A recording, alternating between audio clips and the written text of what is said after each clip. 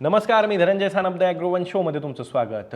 जगाचं लक्ष सध्या लागून राहिलेलं आहे ते इराण, इस्रायल, अमेरिका यांच्यातल्या युद्धाकडे, कारण की या युद्धानं आमच्या खिशाला आर्थिक झळ बसायला सुरुवात झालेली आहे. LPG गॅसचा तुटवडा असेल किंवा आगामी खरीप हंगामात खतांचं काय करायचं बाबा, असा प्रश्नही शेतकऱ्यांच्या समोर निर्माण झालेला आहे. आणि या सगळ्याला कारणीभूत काय आहे तर पश्चिम आशियाई देशांमधलं तणावाचं वातावरण, म्हणजेच युद्धाचं वातावरण. आता याच पार्श्वभूमीवरती आपण सगळेजण वाट पाहतोय की हे युद्ध नेमकं कधी थांबतं. आता या संदर्भात एक अपडेट असं आलंय की पाकिस्तानच्या मध्यस्थीनं इराण आणि अमेरिका यांच्यातला जो काही संघर्ष आहे, युद्ध आहे, ते थांबवण्यासाठी दोन पद्धतीची एक योजना तयार करण्यात आलेली आहे आणि त्याचे प्रस्तावही इराण आणि अमेरिकेला पाठवण्यात आलेले आहेत. आणि त्यामुळे पुढच्या काळात कदाचित हे युद्ध बंद होईल, म्हणजेच ते युद्ध थांबेल अशी शक्यता आता निर्माण झालेली आहे. या संदर्भातली बातमी ही रॉयटर्स या वृत्तसंस्थेनं दिलेली आहे. आपल्याला माहिती आहे की रॉयटर्स ही एक जागतिक पातळीवरची विश्वासार्ह अशी वृत्तसंस्था आहे आणि त्यांनी सूत्रांच्या हवाल्याने ही बातमी दिलेली आहे की पाकिस्तान मध्यस्थी करून इराण आणि अमेरिका यांच्यातलं जे काही युद्ध आहे ते थांबवण्यासाठी प्रयत्न करत आहे. मग नेमकं पाकिस्तानची यामध्ये काय भूमिका आहे, या सगळ्यांचा भारतातल्या शेतकऱ्यांना कसा फटका बसतोय, हे युद्ध थांबणं आपल्यासाठीही का महत्त्वाचं आहे, सगळं काही जाणून घेणार आहोत. त्यामुळे तुम्ही व्हिडिओ शेवटपर्यंत नक्की बघा. अमेरिकेचे राष्ट्राध्यक्ष डोनाल्ड ट्रम्प यांनी रविवारी त्यांच्या ट्रूथ सोशलवरती एक पोस्ट केली आणि त्या पोस्टमध्ये त्यांनी काय सांगितलं तर इराणला पुन्हा एकदा एक अल्टिमेटम, एक इशारा, एक धमकी दिली. धमकी काय आहे तर इराणनं जर होर्मुझची सामुद्रधुनी मंगळवारी जर का खुली केली नाही तर मात्र इराणचं नरक करू, अशा पद्धतीची धमकी ही अमेरिकेचे राष्ट्राध्यक्ष डोनाल्ड ट्रम्प यांनी पुन्हा एकदा दिलेली आहे. खरं तर यापूर्वीसुद्धा इराणला वारंवार राष्ट्राध्यक्ष डोनाल्ड ट्रम्प यांच्याकडून धमक्यांचा जो सिलसिला आहे तो सुरूच आहे. पण डोनाल्ड ट्रम्प यांच्या धमक्यांनाही इराणनं तितक्याच मजबूतपणे प्रत्युत्तर दिलेलं आहे. इराणचे परराष्ट्र मंत्र्यांनी स्पष्टपणे सांगितलं की आम्ही कुठल्याही पद्धतीची डेडलाईन ही अमेरिकेची पाळणार नाहीत. आम्ही आत्ता होर्मुझची सामुद्रधुनी खुली करणार नाही आहेत, अशा पद्धतीनं त्यांनी स्पष्टपणे अमेरिकेला, डोनाल्ड ट्रम्प यांना पण सुनावलं आहे. पण या सगळ्यामध्ये पाकिस्तान एक प्रकारे मध्यस्थी करण्याचा प्रयत्न करतोय. इराण आणि अमेरिकेला एक प्रस्ताव देण्यात आलेला आहे की हे युद्ध तात्काळ थांबवावं, म्हणजे युद्ध विराम करावा, ज्याला आपण सीजफायर असं म्हणतो, सीजफायर करावं. आणि दुसरा प्रस्ताव असा आहे की पुढच्या 15 ते 20 दिवसांमध्ये या दोन्ही राष्ट्रांनी शांततेचा एक करार करावा, जेणेकरून पुढच्या काळात या भूभागामध्ये शांतता टिकून राहील. आता या सगळ्यामध्ये आपल्याला माहिती आहे की पश्चिम आशियातल्या देशांमध्ये सगळ्यात महत्त्वाचे जे देश आहेत, जे जगभरात तेलाची निर्यात करत असतात, जिथनं इंधन मोठ्या प्रमाणात जगभरात पुरवलं जातं, ते हे देश आहेत. आणि त्या देशांमध्ये इराणची सुद्धा महत्त्वाची भूमिका आहे. आणि सध्या जी काही अमेरिकेनं इराणवरती युद्धाची तोफ डागलेली आहे, त्यामुळं होर्मुझची सामुद्रधुनी ही बंद पडलेली आहे, विस्कळीत झालेली आहे. तिथली पुरवठा साखळी विस्कळीत झाल्यामुळं आपल्यासुद्धा खिशाला झळ बसू लागलेली आहे. ही सामुद्रधुनी महत्त्वाची काय आहे तर या सामुद्रधुनीतनं जगभरातला 20% तेल असेल, गॅस असेल किंवा इतर पेट्रोकेमिकल्स असतील, ज्यांची निर्यात या मार्गाद्वारे केली जाते जगभरात. पण सध्या जी काही युद्धजन्य परिस्थिती आहे, युद्धाची परिस्थिती आहे, त्यामुळं ही सामुद्रधुनी इराणनं बंद केलेली आहे आणि त्यामुळं जगभरातली जी काही वाहतूक आहे ती विस्कळीत झालेली आहे. आता इतकं सगळं वातावरण पेटलेलं असताना, म्हणजेच अमेरिका एकीकडनं धमक्या देत असताना इराण त्याला त्याच पद्धतीनं प्रत्युत्तर देत आहे. त्याच वेळेस पाकिस्ताननं 6 एप्रिल रोजी पाकिस्तानचे army chief field marshal Asim Munir यांनी दोन्ही देशांना एक 6 एप्रिल रोजी प्रस्ताव पाठवला. या प्रस्तावामध्ये 2 गोष्टी सांगण्यात आलेल्या आहेत. एक तर 15 ते 20 दिवसांसाठी हे युद्ध जे आहे ते थांबवावं, त्यासोबतच युद्ध विराम करून तातडीनं एक शांततेचा करारही या दोन्ही राष्ट्रांनी करावं, जेणेकरून जागतिक पातळीवरती जी अस्थिरता निर्माण झालेली आहे, अनेक देशांच्या अर्थव्यवस्थांना जो धोका निर्माण झालेला आहे, तो धोका कुठेतरी टळू शकेल.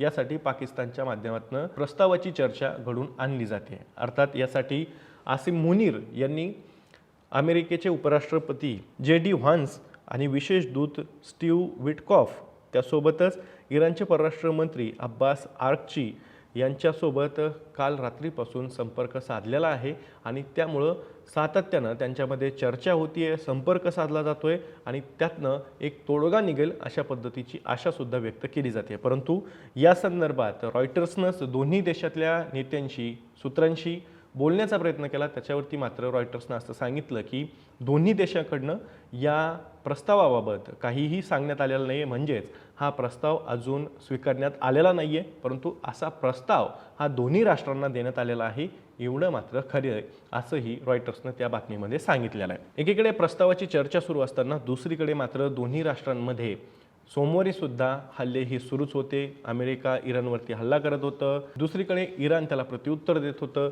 या सगळ्या पद्धतीचा जो संघर्ष आहे तो दोन्ही राष्ट्रांमध्ये सुरूच होता. आत्तापर्यंत या युद्धामध्ये एकूण 3,500 नागरिकांनी आपले प्राण गमावल्याची माहिती आहे. तर अनेक ठिकाणी अनेक पद्धतीचं आर्थिक, सांस्कृतिक, सामाजिक असं नुकसान या राष्ट्रांचं झालेलं आहे. त्यामध्ये अमेरिकन सैन्य मोठ्या प्रमाणात बळी पडलेला आहे आणि इराणच्या नागरिकांना सुद्धा मृत्युमुखी पडावं लागलेलं आहे. एकूणच ही परिस्थिती निर्माण झालेली आहे आणि मागच्या महिन्याभरापासून हे सातत्यानं अशाच पद्धतीचा तणाव हा दोन्ही राष्ट्रांमध्ये आहे आणि त्याचा फटका हा जगभरात मोठ्या प्रमाणात बसतोय. जर हे युद्ध जूनपर्यंत चाललं तर जगभरात अन्नधान्याची टंचाई निर्माण होईल आणि लोकांच्या जगण्याचा प्रश्न निर्माण होईल. म्हणजेच अन्न सुरक्षेचं संकट हे निर्माण होऊ शकतं आणि 45 दशलक्ष लोक हे उपाशी राहू शकतात किंवा उपासमारीनं मरू शकतात अशा पद्धतीचा इशारासुद्धा वर्ल्ड फूड प्रोग्रामनं त्यांच्या एका अहवालात नुकताच दिला आहे. त्यामुळं हे युद्ध बंद होणं किती महत्त्वाचं आहे हे सुद्धा आपल्या लक्षात येतं.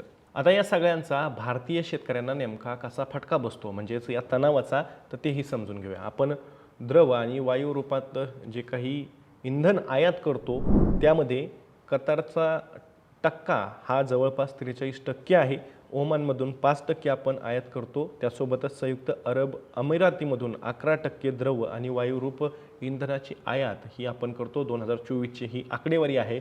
म्हणजेच आपल्याला यावरचं अवलंबित्व लक्षात येतं की पश्चिम आशियाई देशांवरती आपण इंधनासाठी किती मोठ्या प्रमाणात अवलंबून आहोत.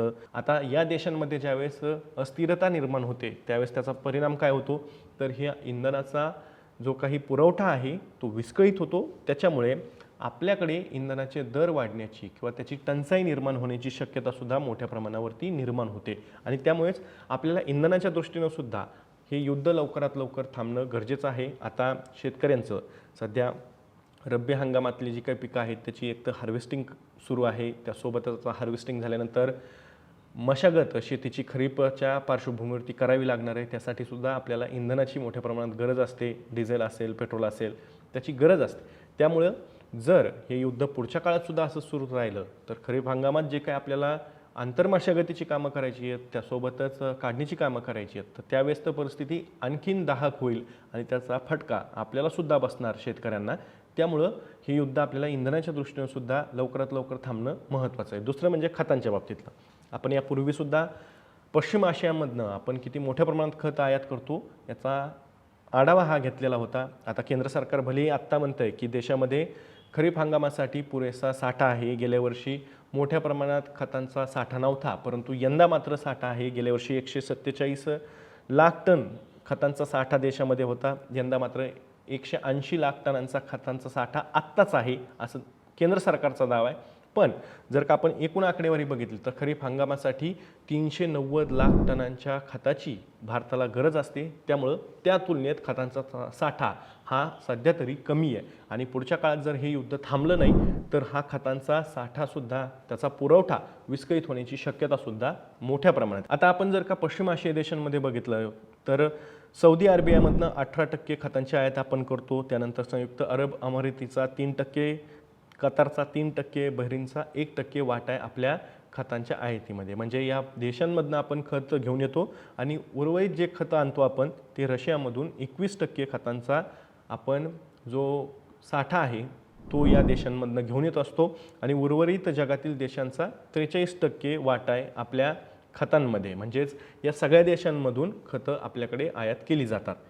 आता एक गोष्ट लक्षात घेतली तर सौदी अरेबिया, कतार असेल, ओमेन असेल, बहरीन असेल, ही सगळी देश हे पश्चिम आशियातले देश आहेत आणि या देशांची जी काही निर्यात आहे किंवा या देशातनं जी आपण आयात करतो ती सगळी हॉर्मुजच्या सामुद्रधुनीतनं केली जाते. परंतु तिथेच आत्ता अस्थिरता आहे, तणाव आहे आणि त्यामुळं जी काही पुरवठा साखळी आहे, जी काही वाहतूक आहे ती काही प्रमाणात ठप्प झालेली आहे किंवा विस्कळीत झालेली आहे आणि त्याचा फटका आपल्या शेतकऱ्यांना सुद्धा बसण्याची शक्यता आहे. आता आपण जर का गणित बघितलं तर 390 लाख टनांची आपली एकूण खरीप हंगामाची खतांची गरज आहे.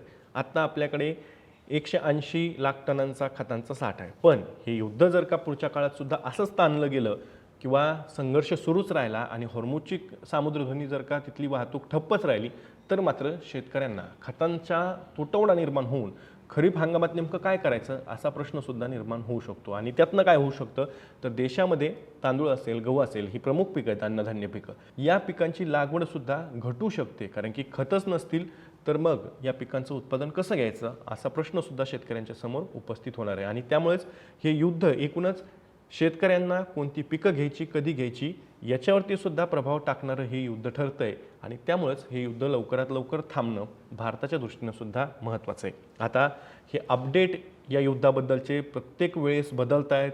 काही मिनिटांना, काही तासांना त्यामध्ये नवीन नवीन गोष्टी जोडल्या जात आहेत.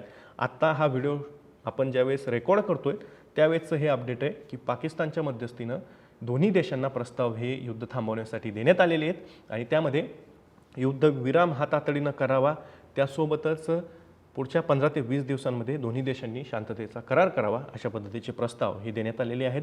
आता यावरती दोन्ही देशांनी अधिकृत भूमिका स्पष्ट केलेली नाही आहे. त्याच्यामुळे ही बातमी जरी असली तरी अजूनही युद्ध थांबलेलं नाही आहे. परंतु पाकिस्तानच्या मध्यस्थीनं असे प्रयत्न सुरू आहेत की हे युद्ध थांबावं.